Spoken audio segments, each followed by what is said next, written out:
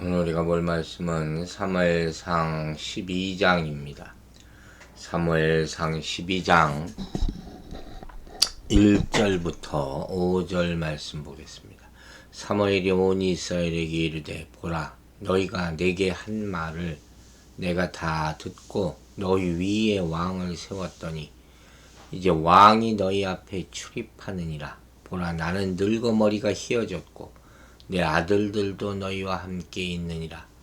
내가 어려서부터 오늘까지 너희 앞에 출입하였거니와 내가 여기 있나니 여호와 앞과 그의 기름 부음을 받은 자 앞에서 내게 대하여 증언하라.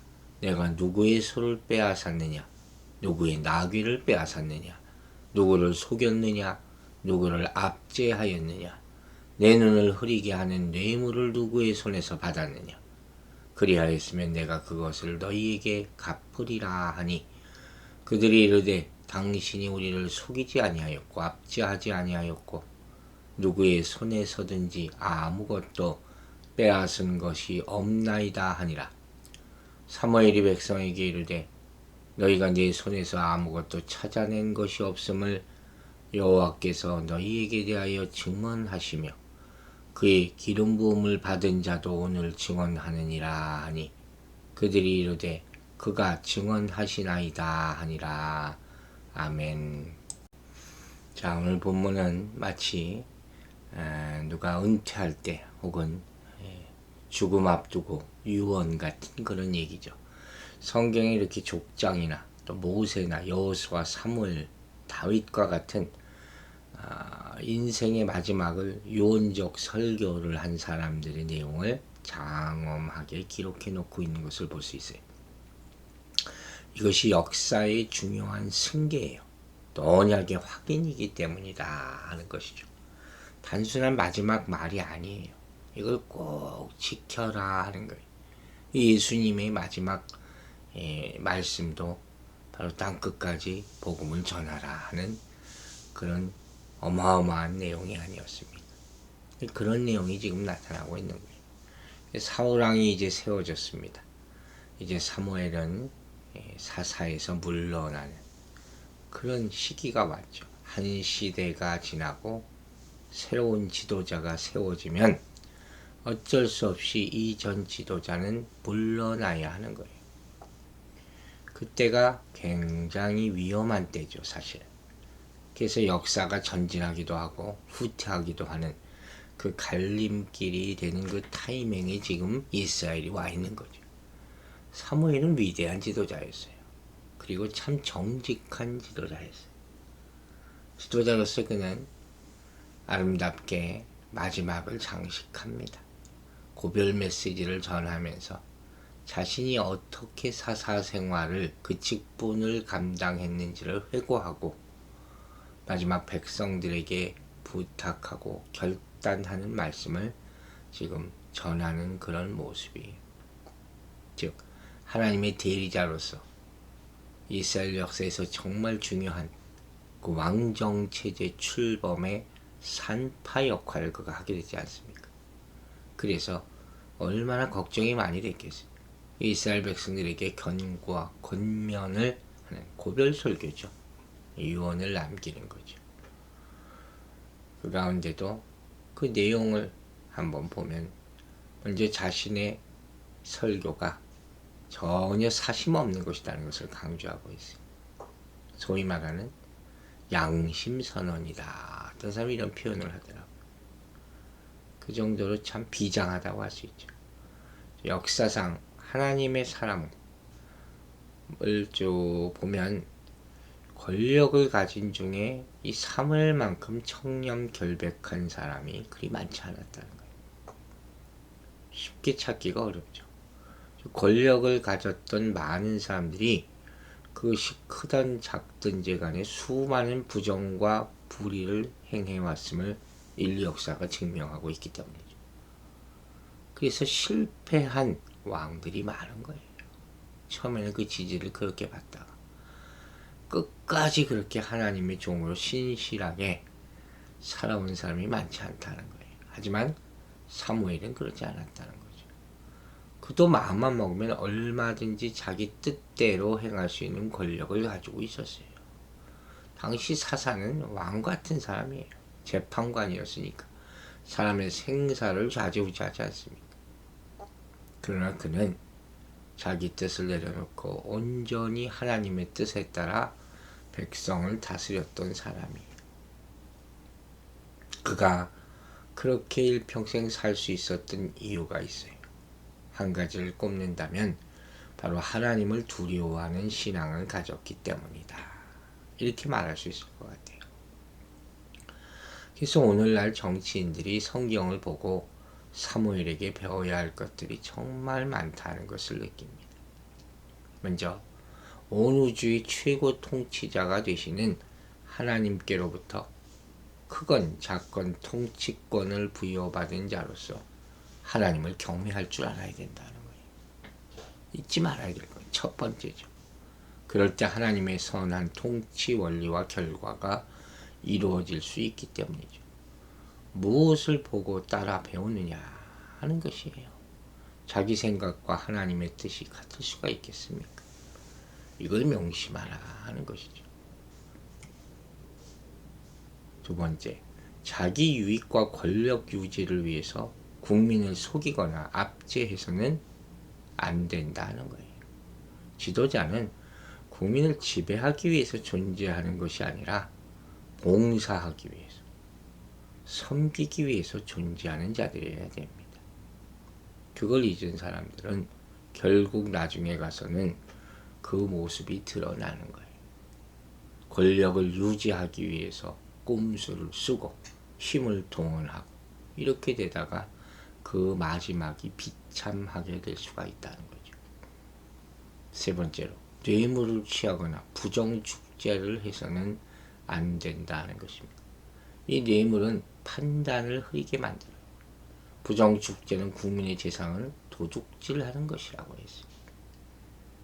물질이라는 것이 얼마나 그 권좌를 흔들 수 있는 것인가 명심하고 청렴경백한 그런 삶을 살아야 하겠다 하는 것이죠.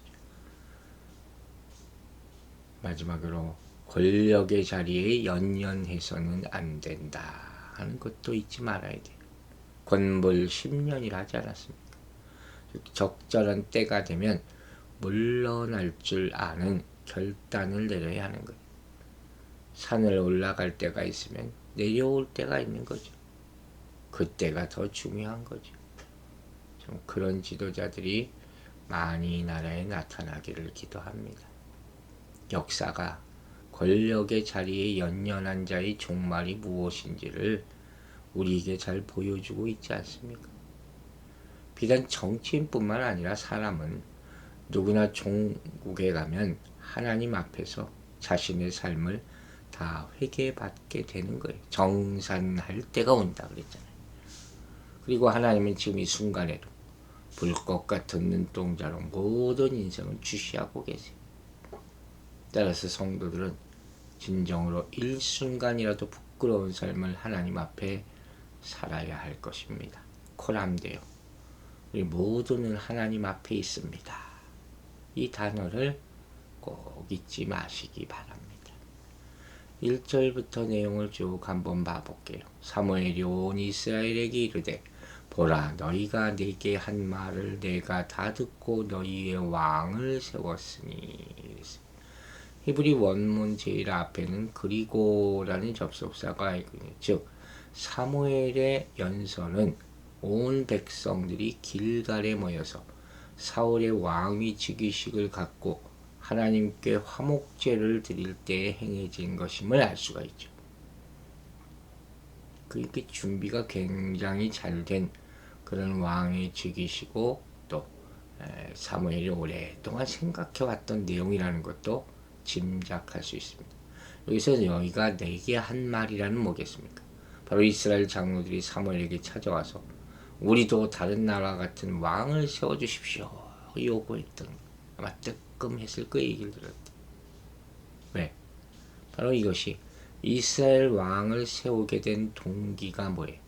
백성들의 요구에 있었다는 것을 그가 마지막으로 상기시켜주고 있기 때문에 사무엘이 이 말을 자신의 연설 초두부터 해요.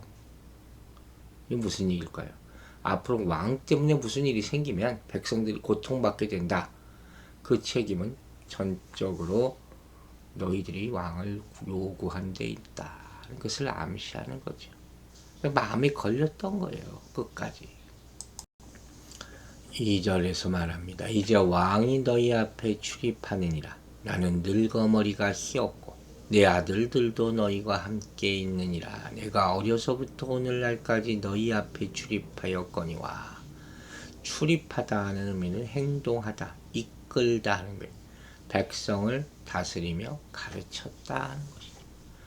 그런데 이제 나는 늙어서 머리가 희었다. 은퇴할 때가 되었다는 거죠. 그동안 이스라엘의 사사고 선지자고 제사장으로 섬겨왔던 사무엘이 이제 모든 공식적인 직무에서 물러날 때가 되었다. 또 내 아들들도 너희와 함께 있느니라. 이 말은 몇 가지 의미로 해석해 볼 수가 있어요. 먼저 사무엘이 자신이 늙었음을 밝히는 부연 설명이라는 거예요. 시대가 바뀌었다. 즉 성장한 아들들로 나이로 인해서 사람들로 하여금 자신의 나이를 생각해 한 거죠. 우리 아이들을 봐라. 이리 저만큼 장성하지 않았느냐. 두 번째로는 사무엘의 아들들도 여타 백성들과 마찬가지로 왕의 백성이라는 말로 해석할 수도 있어요. 너희와 함께 있느니라. 사사의 직분으로 있는 것이 아니다. 옛날같이 보지 마라 하는 것이죠. 또 한 가지, 사무엘의 늙음과 그 아들들의 비리를 이유로 이스라엘 백성들이 왕을 요구했지 않았습니까? 그것을 다시 한번 리마인드 시켜주는 거예요. 잘못된 동기로 한 것이다. 그걸 책망한 것이다. 끝까지 그 얘기를 하고 있다 하는 것이죠. 이 세 가지 해석 다 문맥의 흐름에서 크게 벗어나지는 않는 것 같아요. 이 세 가지를 다 의미심장하게 생각하며 들어야 된다 하는 그런 말씀이죠. 그리고 3절에 말합니다. 내가 여기 있나니 여호와 앞과 그 기름 부음을 받은 자 앞에서 내게 대하여 증거하라. 이제 이 사무엘이 자기 속마음을 털어내. 내가 네 소를 취하였느냐? 네 나귀를 취하였느냐? 누구를 속였느냐? 누구를 압제하였느냐? 내 눈을 흐리게 하는 뇌물을 누구의 손에서 취하였느냐? 그리했으면 내가 그것을 너희에게 갚으리라. 그래서 기름 부음을 받은 자는 사울이겠죠. 사무엘이 하나님의 지시를 쫓아서 직접 기름을 부었으니까. 근데 여호와와 더불어서 사울왕이 함께 지금 언급되고 있어요. 이스라엘 사회에 있어서 왕이라는 것은 모름지기 스스로 하나님의 말씀을 준행하여 하나님의 공의에 입각하여 백성을 다스려야 하는 하나님의 신하이기 때문에 이렇게 그들에게 그 마음을 다시 한번 상기시켜주는 그런 말씀이라고 볼 수 있어요. 중요한 건 사무엘의 말씀이죠. 하나님과 왕 앞에서 양심 선언을 하고 있는 거예요. 그가 하나님께 대해서도 사람에 대해서도 한 점 부끄러움이 없었다. 참 대단한 거죠. 서두에서도 얘기했죠. 이스라엘 역사 가운데 이런 지도자가 없었다는 거예요. 내게 대하여 증거하라. 오랜 세월 이스라엘의 지도자로서 백성들을 다스려오면서 사무엘은 하나님과 사람 앞에서 자신의 직무 수행에 대해서 백성들에게 한번 평가해봐라. 난 떳떳하다. 재미있는 삶이 얼마나 있을까. 자신의 삶이 공명정대한 것이었다 하는 것이죠. 백성들이 너희가 증인이 아니냐. 또 여기 안에는 이렇게 결백을 주장하는 것에는 인본주의적 동기에 의해서 세워진 왕이 장차 백성들에게 전행을 일삼을 수 있다는 것을 암시하는 거예요. 즉 백성들이 하나님의 신정 통치를 거부하고 왕을 요구하는 것이 잘못되었음을 계속해서 의미심장하게 경고하고 있어요. 이제는 너희들이 하나님이 아니라 왕을 섬기는 그냥 신하에 불과한 존재가 되고 말 것이다. 왕이 어떻게, 너희들이 세운 왕이 어떤 행동을 하는지 아마 두고 보게 될 것이다. 그래서 백성들이 대답합니다. 그들이 가로되 당신이 우리를 속이지 아니하였고 압제하지 아니하였고 네 손에서 아무것도 취한 것이 없나이다. 사무엘이 백성에게 이르되 너희가 내 손에서 아무것도 찾아낸 것이 없음을 여호와께서 너희에게 대하여 증거하시며 그 기름 부음을 받은 자도 오늘날 증거하니라. 그들이 가로되 그가 증거하시나이다. 참 놀랍죠. 백성들은 사무엘이 이 이스라엘을 다스리는 동안에 하나님과 사람 앞에서 다 공명정대하였다고 인정하지 않았습니까? 정말 대단한 사사입니다. 그들이 신정통치아래서 사실 아무 부족함이 없이 지내왔다는 것을 말하는 거예요. 그 어떤 통치자가 이와 같이 다스렸겠습니까? 그러니까 다시 또 생각하게 하는 거예요. 이럼에도 불구하고 무슨 왕을 요구하느냐. 이렇게 훌륭한 사사가 다스려 왔는데 속이고 기만함이 없고 왕으로서 어떤 압제도 없었다 하는 것이죠. 백성도 증인이고 여호와께서 증인이고 사울왕도 증인이죠. 다시 한번 결론을 맺죠. 사무엘이 이렇게 결백하게 살 수 있었던 것은 한 가지. 하나님 앞에 살았기 때문에. 코람데오. 그렇죠? 우리가 살아계신 하나님의 눈초리를 항상 의식하고 살 때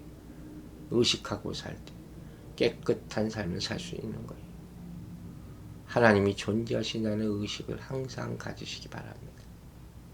그래야 할 때 나중에 하나님 앞에 부끄러움 없이 착하고 충성된 종아 이런 말씀을 듣게 될 줄로 믿습니다. 기도하겠습니다. 아버지 하나님, 오늘 이 아침에도 주님께서 구별된 말씀 주심을 감사드립니다. 사무엘은 참으로 대단한 선지자였습니다. 하나님 앞에서, 왕 앞에서, 그리고 백성들 앞에서 그의 결백을 증거합니다.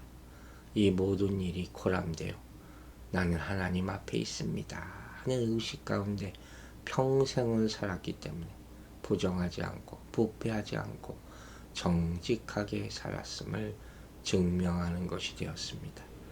우리 인생도 하나님 앞에 있습니다. 언젠가 정산할 때가 올 때인데 그때가 다가올수록 내가 어떻게 할까 부끄러워하지 않도록 두려워하지 않도록 매일매일을 코람데오의 마음으로 살아가게 도와주시옵소서. 또한 하나님이 빛같이 광명한 것들이 우리의 앞길을 비추어 주셔서 악한 길로 빠지지 않게 하여 주시고 항상 겸손하고 깨끗하고 정직하게 살아갈 수 있는 인생이 되게 하여 주시옵소서. 감사드리며 예수 그리스도 이름으로 기도했습니다.